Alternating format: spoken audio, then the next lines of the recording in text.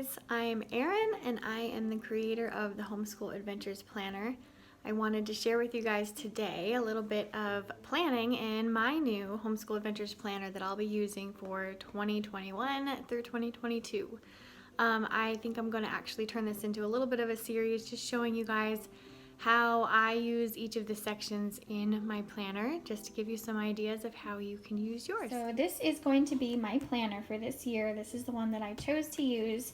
It was a really hard choice because I love all of them, but I went ahead and picked this one, had to make the decision. So here it is, and I love it. This is hot off the press. I just got this one all put together, and I am super excited to get going planning in it. So when you get your planner, whether you're printing it out yourself or whether you buy it from me, you'll just notice when you open this up here, this first of all is laminated. So anyone who doesn't have it yet, this is laminated. The covers are laminated, and this is a nice sturdy plastic coil. It's durable, it's sturdy. I can pick it up and swing it on my finger. It gets a lot of use and abuse, and then it stands up to it. So that's why I use this type of spiral. And I like the laminated covers, of course, because if you spill something on this, you can wipe it right off, no problem. And it protects your pages really well. There is an overhang here when I make these so that your pages aren't so exposed. All right, so first page, you have a nice place to make this planner yours. Write your name or your address if you want to put your personal information there in case you happen to lose this somewhere. Hopefully not, but I'm just going to put my name here. That's what I like to do because I don't usually take my planner out of the house much. I just kind of leave it on my desk area or our kitchen table where we do a lot of our schoolwork. So I'm going to go ahead and put my name on here if I can find my pencil. Here it is. Okay. I tend to use pencil first whenever I'm planning in case I make a mistake. That's just been something that I've learned to do over time. And then I also like to make things pretty with my markers. I love Tombow markers, and I love these kind of micron pens. I am totally into all of this stuff, but I go back and do this later on days that I'm maybe, I don't know, days that I have more time to be creative. I'll go back and I'll do that. So I'm going to go ahead and put my name in here.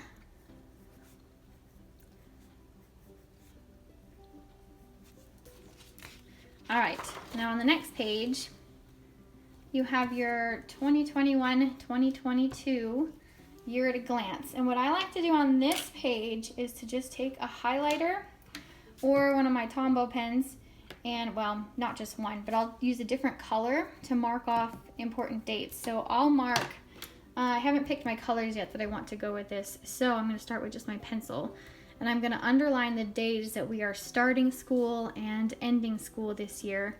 We are going to start on August 23rd, and we're going to end on May 27th. So once I get my colors picked out, I'll use a highlighter or I'll use one of my markers, and I will just highlight those days. And then what I do is I mark it on these lines down here, just with the color, whatever color it is I choose to use, and I will write first and last day of school. Okay, I'll also mark on here days that we're not going to be doing school, so maybe over Thanksgiving break and Christmas break, I'll use a different color highlighter or marker, and I will just mark straight through those days. And again, I will make that color mark down here, and then I'll write, no school, Thanksgiving, Christmas, whatever it ends up being. Sometimes I'll highlight birthdays or anniversaries, things like that, but not always. I mostly look back at this to know the days that I wanted to take off and the days that I wanted to start and stop. Things like that. Over here, this is where I'll write down birthdays and anniversaries for sure. So anything that's going on in July that I want to remember, birthdays, anniversaries, or if we're taking like a big trip. In September, we're trying to go on a little family trip to the Ark Encounter. We haven't done that yet, and we really like to. So we're trying to set that up. We'll see if it happens, hopefully. But whenever we get that figured out, I will write that in right here. So that's just the big events, big birthdays, anniversaries, things to remember, I will write here. And the easy thing about this is that I have most of the things that I'm going to write here, I wrote in last year's planner on a page that was just like this. So I can just transfer it over. This is what I do on this page. I will write down those big events and special dates like birthdays. And then over here, this is where I will write down contacts. So your most important contacts. If you were ever to lose your phone or have something crazy happen to your phone, you want to just make sure you have some of your more important contacts written down, because I don't remember my mom's phone number. I don't remember my husband's phone number sometimes. His I'm better about, but things like that. I don't know my son's phone number off the top of my head. I'm going to have to write that down here.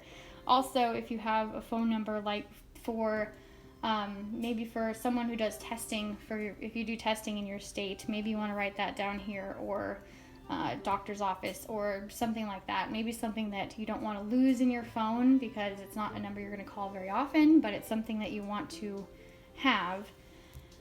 And then over here, websites and passwords. This is important to me because I always forget my passwords. I'm not good at remembering them, especially when I forget a password and I have to reset the password, and then I have to change the password to something it hasn't been in the last 6 months, and I have to come up with something like on the spot that's random, and I need this to write that down, or I'm gonna forget it and have to reset it every single time I get on that website. So this is important to me. I needed this space. Your next page here, I have a Bible tracker. Now I do not read through my Bible in a year. That's not my goal in this. If you're someone that does that, that is awesome. Rock on.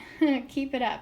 But for me, this just helps me to remember the books that I have read through. It is my goal to keep reading through my Bible every day in whatever book of the Bible I'm in. I don't really like jumping around so much, but I will say I just read through, what did I just read through? I just read through Jude. So I can check this off that I have read this book, and then I know the rest of this year as I go through and say, well, what book do I want to read next? I can see I've already read that. So in December, when I've forgotten that I already read Jude, I can go back and see, oh, I already read that. Let's read something else. That's my point in this Bible tracker, and I would like maybe in like 2 years, over 2 years time, to read through my whole Bible. Maybe I can do it in a year, but I'm not trying to set a goal that I don't think that I can accomplish. So that's just, this is just here for me so that I can keep track of what I've read, because I do want to read through all the books and not miss anything. Down here, I left a notes section, so if I'm doing a Bible study or I find a devotional book that I really like, I can make a note of that book here, that I read it, maybe what I thought about it. I can give myself a little review of what I thought of it. That's what I intend for this space. You can use it for what works for you, but that is my purpose in this space. Moving on, we have this bill tracker. So let me explain this, and then I think we'll take a break until the next video. But the bill tracker here, my purpose in this is that instead of having a monthly budget spread in my planner, I want to keep it all in one place. It just is easier for me. That's why I do it this way. So I got something on it already. Let's see here. I want to make note of all the things that I pay yearly. So, or my husband pays. He pays a lot of our bills, but I keep track of it also, so we can kind of try to stay on the same page. So yearly we pay for our cars, tags and title and all that. So I can mark that up here. Let's see. We have car 1 and car 2, and this is tags, etc. I'll just write it as that. Tags, etc. So this is our yearly paying taxes on the cars and whatnot, and I can cross off, I know these aren't in July, I need to look at when they are, but I can cross off all of the dates, all of the months that I know we're not going to be paying that. Let's speed this up a little. But that's the general idea. And then we live in an HOA community, so we have HOA dues that we'll have to pay, and I'll do the same thing. I'll cross off the months that we do not pay that, because we don't pay that every month. And next I'm gonna go with our housing costs. So for us, I'm gonna put our house and then our water and our electric. And our gas. That's for our house. The house gas, not our vehicles there. And then I'm also gonna add in internet, because it's important to have that communication. So I've got internet here, and then I'm gonna go ahead. I'm kind of trying to keep these grouped together. So house, water, electric, gas, that's kind of our living expenses there. And then internet, and then my husband's phone and my phone. That's our communications here. And then I'm gonna put in our cars. Let's see. Car one, maintenance. Our cars are paid off, so I don't have a car bill to put on here, but we definitely have maintenance and gas to pay, so I'm gonna write those in. Car one, gas. Then we have car two, maintenance, and car two, gas. Okay, and then next I would probably pencil in any kind of credit cards that we have to pay, followed by, what else do we have? I'll write groceries on here as well, and come up with kind of a monthly budget that we go by. Now we get groceries weekly, so let's just say we have 8 people in our house. So I might do something like this, and then as I get groceries each week, I can just add a check mark, so I know that I've gone through that in the month. Also, as you pay for these, you can either write down what you paid, or you can just check it off if you know if you don't want to go through the work of actually writing down the cost of it. And then also over here, so this continues on. So you start off July, August, September, October, November, December, January, February, and then this continues to the next page, March, April, May, June. And this space over here, you can really use this for any kind of notes you want. But for me, I'm gonna write the couple of creditors that we're still paying. I would love to be debt-free, but we are not right now. So I'm gonna write down those couple of things that we are paying down. I'm gonna write the name, I'm gonna write how much we owe as of right now, and then I will write down at the end of the year how much we owe at that point, or if it's been paid off. So that's my plan for this area. And there's a scripture up here, if you guys can see that. It says, keep your life free from the love of money and be content with what you have, because God has said, never will I leave you, never will I forsake you. Hebrews 13:5. All right, last page in kind of the budget and finance area here. I have some savings trackers. So I've got 1, 2, 3 savings trackers. So you can set your goal amount. What are you saving for? Are you saving for an emergency fund, a vacation, Christmas, whatever it might be? Set your goal amount here for whichever, you have room for 3 of these. And then you can just tally these up as you go. So I'm starting out with maybe $20. So I'm gonna write in $20, total is $20. Okay, next time I'm going to add to it $100. Now I have $120. And you just keep going down until you have reached your goal. And at the bottom here, I've got another notes section. You can note anything financially down here that you might want to.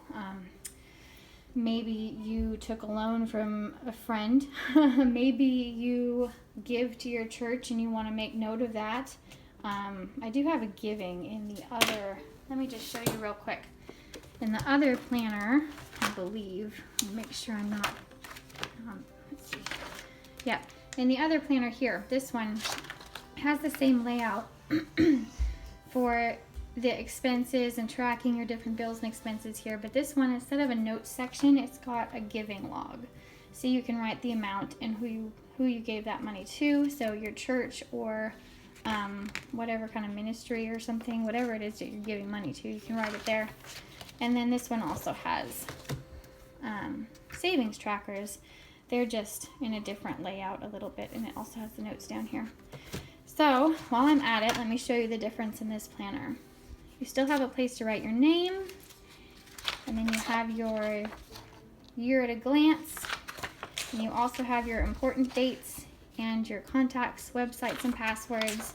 And this one, you just have a larger space to check off the books of the Bible as you read them. Okay, so